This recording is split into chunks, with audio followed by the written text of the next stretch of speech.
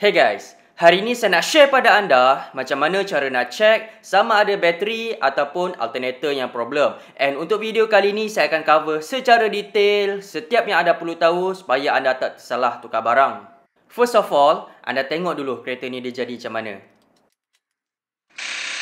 Jangankan nak hidup, even crank pun tak ada. So kalau anda ada simptom yang hampir sama macam ni, apa yang anda perlu buat? Anda check yang paling basic dulu. Contohnya, kepala bateri. Kadang-kadang mungkin kepala dia ni longgar je pun boleh jadi juga. Make sure dua-dua terminal ni ketat. And then anda perhatikan juga, kalau nampak corrosion putih-putih tu, anda gosok, lepas tu tuang air panas sampai dia hilang. Tapi kalau dia elok bersih aja macam ni, kita go to next step. Untuk second step, saya faham tak semua orang ada battery tester. Kalau ada benda ni lagi senang lah, tak payah nak susah-susah kan kita nak diagnose. Tapi tak apa, kita pakai je apa yang ada. Contohnya, multimeter macam ni pun boleh. First, anda setkan dulu ke DCV, Direct Current Voltage. Lepas tu, probe yang hitam, anda sentuhkan dekat negatif bateri, manakala yang merah dekat positif bateri. Masa enjin mati, bacaan yang normal biasanya antara 12.4 sampai 12.9. Kalau macam ni kira cantik lah, masih dalam dia punya range. Apa-apa pun, kita try ambil bacaan masa enjin hidup pula, tengok macam mana. Kalau anda ada bajet lebih sikit, tak rugi kalau anda invest beli jumper power bank macam ni. Kalau emergency kat mana-mana pun senang, tak pening kepala. Macam biasa, yang hitam anda kepit dekat negatif, yang merah anda kepit dekat positif. Kalau sambungan tu betul, dia akan keluar lampu hijau macam ni. Maksudnya ready to start lah. Bila enjin dah hidup, anda reverse balik. Tanggal dulu yang merah, baru yang hitam. Okey baik, masa enjin hidup, bacaan kita dapat 14 volt. Antara 13.5 sampai 14.5 tu kira okey lah. Maksudnya alternator tu tak rosak.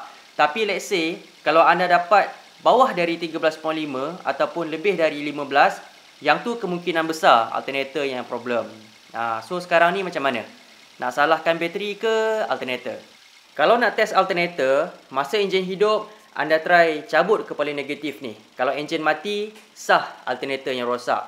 Okey, sekarang ni enjin still running walaupun kepala negatif saya dah cabut. And untuk double confirm, alternator ni dia still kuat lagi ke tak dia punya cas, anda try bagi beban sikit dekat dia. Segala aksesori yang ada, anda onkan semua. Contohnya macam lampu depan ni kita kasih on, Android player pun kita kasih on. Lepas tu onkan juga aircon. Segala aksesori yang ada lah.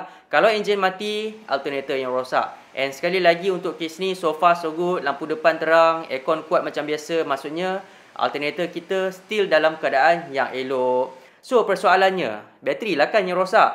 Mungkin ya, mungkin tak. Sebab ada lagi dua benda yang kita kena check. Okey, sekarang ni alternator terbukti elok, yang tu kita tolak tepi. And sebelum kita totally salahkan bateri, anda ambil test light, clamp, kepit kat sini. Lepas tu test light anda sentuhkan dekat terminal negatif sini. Kalau test light ni keluar api, maksudnya kereta anda tu dia ada isu current leaking. So anda cari dulu apa masalah dia, anda settle dulu yang tu. Tapi macam dalam kes ni, dekat test light ni tak ada keluar api. Maksudnya wiring kereta ni okey, tak ada masalah, tak ada isu current leaking. And last step, ada lagi satu benda kita kena check, iaitu crank pulley.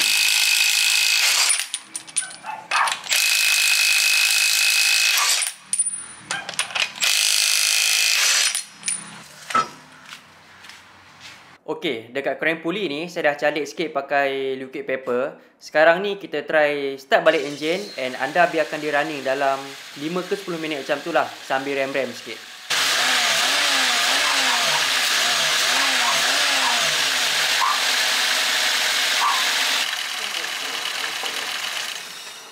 Lepas 10 minit, kita matikan enjin and macam yang anda tengok, makin putih yang kita buat ni, dia masih lagi selari. Maksudnya crank pulley ni dia still lagi cantik lah. Tapi let's say, kalau makin putih ni dia dah lari, tak kisahlah kat sini ke, kat sini ke. Maksudnya, getah yang dekat tengah ni dia dah loose, dia dah makan, dia dah haus. Jadi pulley yang dekat dalam ni, dia pusingan dia laju. Tapi bila getah dia dah loose, pusingan untuk pulley yang dekat luar ni, dia dah tak boleh nak ikut pusing sekali. So macam mana alternator nak cas bateri kan? So yang ni pun ada kena check juga.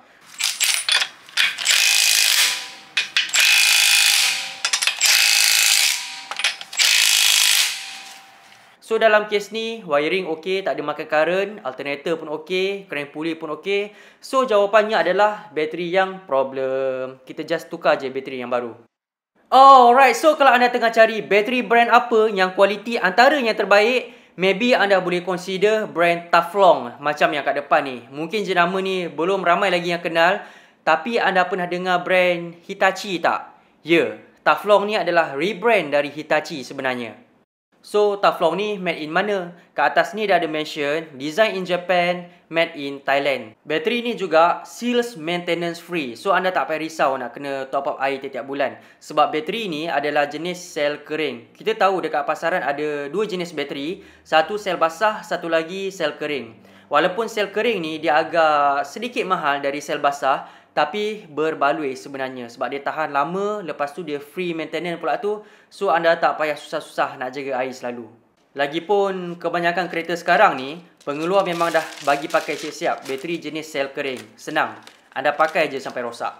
So kat dalam ni anda akan dapat warranty card dan semestinya bateri Taflong ni yang tersendiri. Macam Myvi first model ni, saiz bateri dia pakai NS40. Tapi kalau anda tak sure saiz apa yang kereta anda guna, anda boleh baca balik buku manual. Kalau nak lagi senang, anda Google je.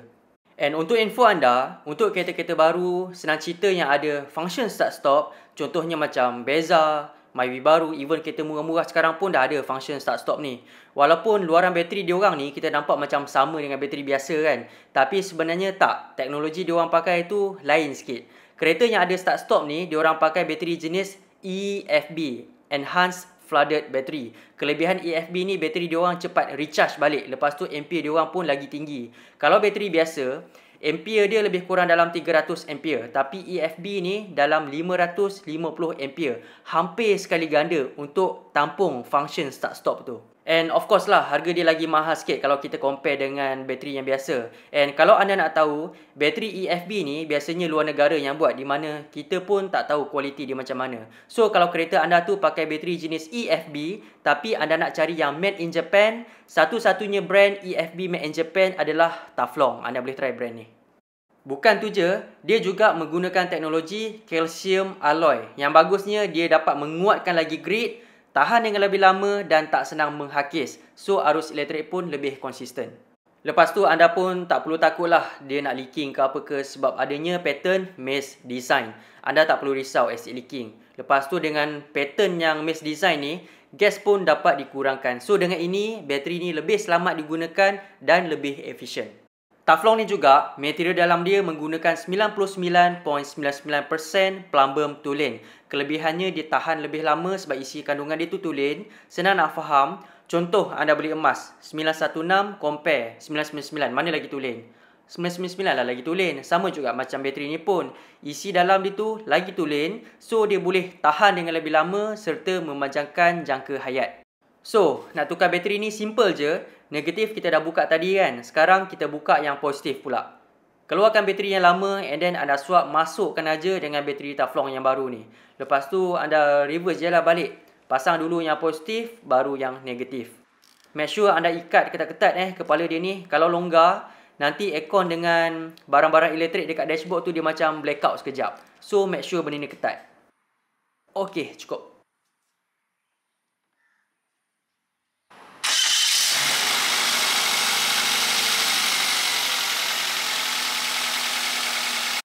Alright, so macam ni lah cara nak check sama ada bateri ataupun alternator yang rosak. Kalau anda tengah cari bateri apa yang elok, kualiti yang terbaik, bolehlah try brand Taflong ni. Kalau anda nak, anda tekan je link kat bawah. Okeylah, saya harap perkongsian ni bermanfaat. Kita jumpa lagi next time.